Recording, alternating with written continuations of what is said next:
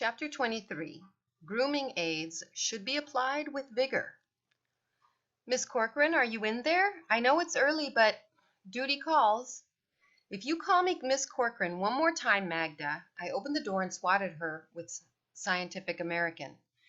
How can you be mad at me when I am responsible for saving you from department store dress disaster? Magda advanced. I threw myself on the floor and grabbed the best bedpost. Exactly how are you going to do that? Pulling me by the leg, she said, I'm friends with Bree, and Bree likes to shop. She found a better dress for you. Oh no, I'm not wearing one of her dresses. It wouldn't fit, for one thing. I flipped over and pointed to my upper regions, which, if they were a relief map, would fall somewhere in the middle of the Gobi Desert. Magda pulled open my closet and dug in the back. It didn't matter that the pink dress had spent time in the laundry chute and, more recently, fallen off its hanger. It was standing up anyway. My baseball bat and my box of vintage Tigers cards, Dad's box actually, had fallen on it, so when my sister held it up in front of her, it bent in crazy new directions. It was like a dress having a bad hair day.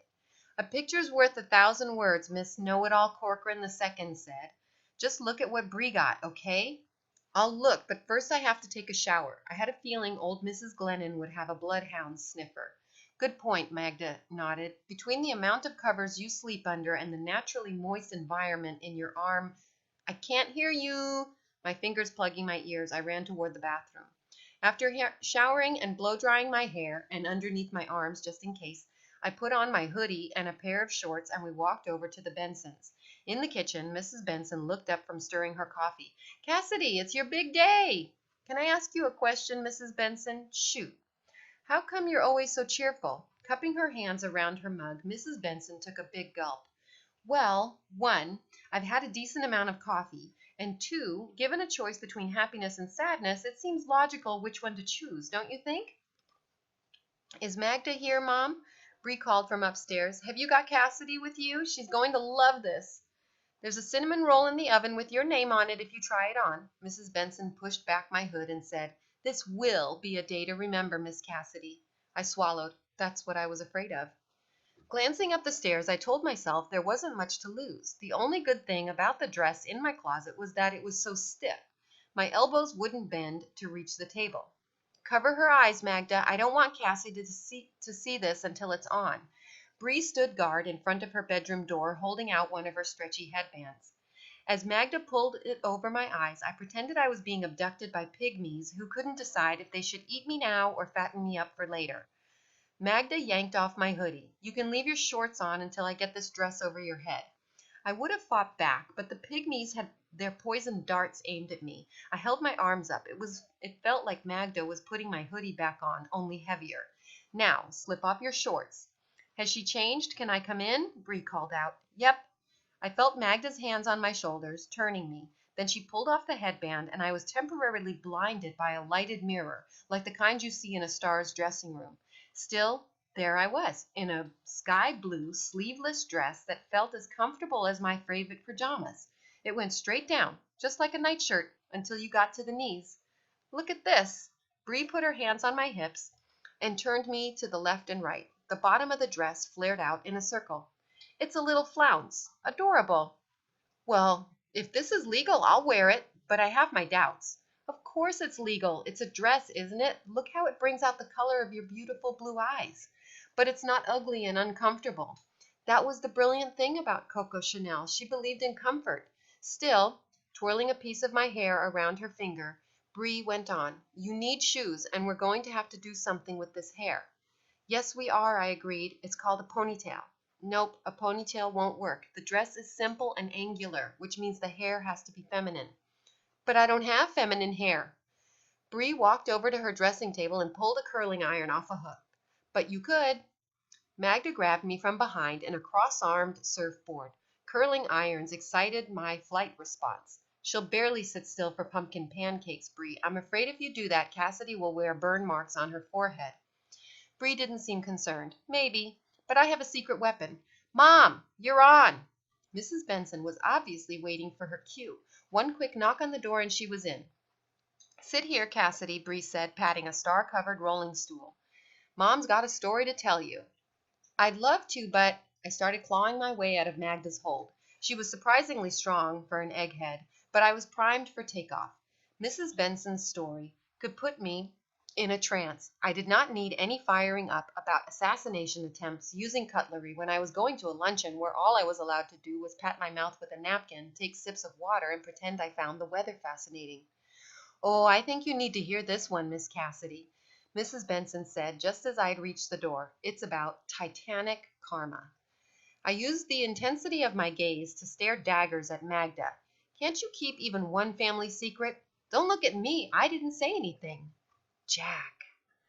Don't ask me why it took all the fight out of me that Jack had spilled the fact I had Titanic karma to the Bensons. I went over and sat on the stool with dismal posture, looking even more like the back of the milk carton girl than I had at Stetler's, even in this dress that felt like a stretched out t-shirt.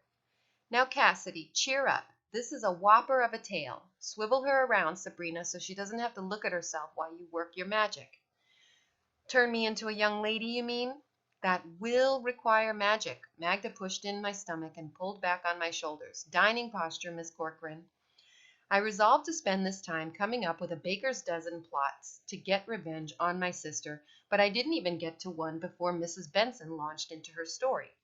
This is the saga of Charles Jogan, chief baker on the Titanic.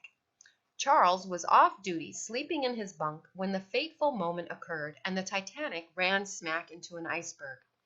He jumped out of bed and reported to the kitchen, where he was told to take loaves of bread up to the lifeboats. After that, he helped other men load the lifeboats with women and children. As you know, Cassidy, the tragedy of the sinking was that there weren't enough lifeboats. The men held back as the women and children got on.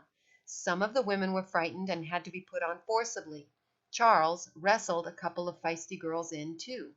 "Maybe they weren't afraid," I said. "Maybe they were willing to go down with the ship like the men. There's nothing about having people mess with your hair."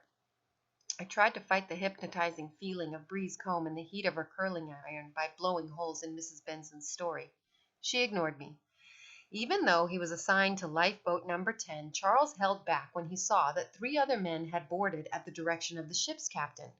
That's when he went back to his cabin and had a drink, a stiff one. "Was it whiskey?" "That's what pirates do when the ship's going down," I said. "They drink the captain's whiskey."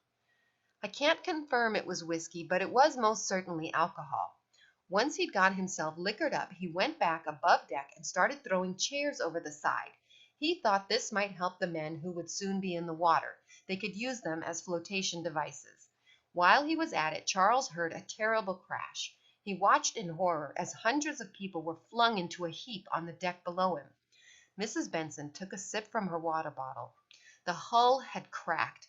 The time was near. Charles tightened his life jacket and rode the ship down like he was taking an elevator to Neptune's basement.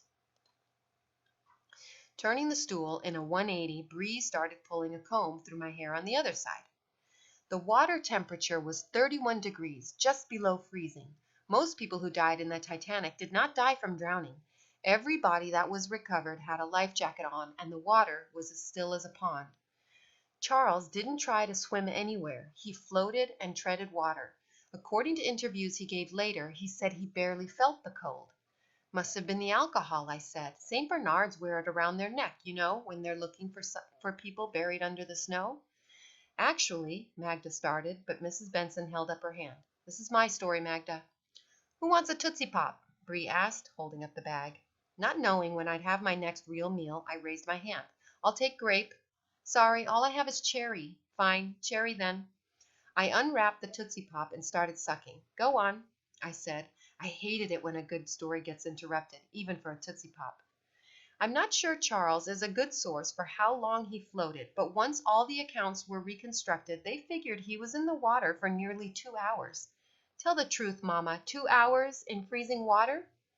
At one point, he saw an overturned lifeboat in the distance with maybe 25 men huddled on top of it. He made his way slowly to the lifeboat, but there was no room for him to climb on. He was recognized by the cook, however, who took hold of his hand and held onto it so he didn't float away. About a half hour later, another lifeboat appeared out of the mist. They called out that they had room for more, but only 10. Since Charles was in the water, he began swimming over immediately and was hauled into the boat. Mrs. Benson paused, tilting her head as she looked at me. "How much longer?" she asked Bree. "Almost done." Soon the lifeboat was able to reach the RMS Carpathia, which had sailed over to rescue the survivors. When Charles Jogan was taken aboard, he was treated for swollen feet, but that's all. "I don't understand why he didn't freeze to death," Magda said. "All things being equal, a body shouldn't be able to survive freezing temperatures more than 15 or 20 minutes. The alcohol reason doesn't cut it." My sister could be such a know-it-all pain. "You're telling me hundreds of St. Bernards are running around the Swiss Alps with kegs of whiskey tied to their collars for no reason, Magda? It makes you feel warm when you first drink it, but it doesn't keep your body warm. It dilates your blood vessels, moving closer to the surface of your skin. If you want to keep from freezing to death, you need blood flowing in the opposite direction." Bree was brushing out my hair. She kept pushing my chin back and forth and looking at me, frowning, and then brushing some more. I had just reached the chocolate part of my Tootsie Pop when she grabbed it out of my hands. "All done," she said. "Hey!" "There is one explanation," Mrs. Benson said, leaning forward and tucking my hair behind my ears. She frowned, too, and put the hair back the way it was. "I can read your mind, Sabrina. Yes, we're going to need a headband." Bree threw open her closet door. On the back there were a bunch of plastic pockets with more colored headbands than you see in the hair care aisle at the pharmacy. She yanked one out and came toward me. "No saying no until you see the final result." "Bree's right," Magda said. "With your hair in a headband, it won't fall in your soup, thus preventing at least one etiquette faux pas." "Well, what's the explanation, then?" I asked as Bree scraped the headband over my temples. "Against all odds, Charles Jogan survived 2+ hours with his body submerged in freezing water. The alcohol he drank did not protect him. The only explanation is that he had Titanic karma." Bree reached over my shoulder with something that looked like a pencil eraser and smeared it across my lips. Then she turned the stool around. "So, you're saying Titanic karma is not bad?" "I'm saying it's all in the way you look at it. It wasn't bad for Charles Jogan." Spinning the stool around so that I faced the mirror, Bree pinched my cheeks. "I knew you'd say no to lip gloss," she said. "I call this cherry toots." My tongue's red, too. I stuck it out to prove my point. "We can brush that. Cassidy," Magda touched one of my many curls, "just look at yourself." I looked in the mirror at the girl with the long curly hair in a headband, the red stain on her lips. She might have been my cousin. "That is definitely not me." "Yes, it is," Mrs. Benson said. "Allow me to introduce you to Cassidy Corcoran at 11 teen." End of chapter 23.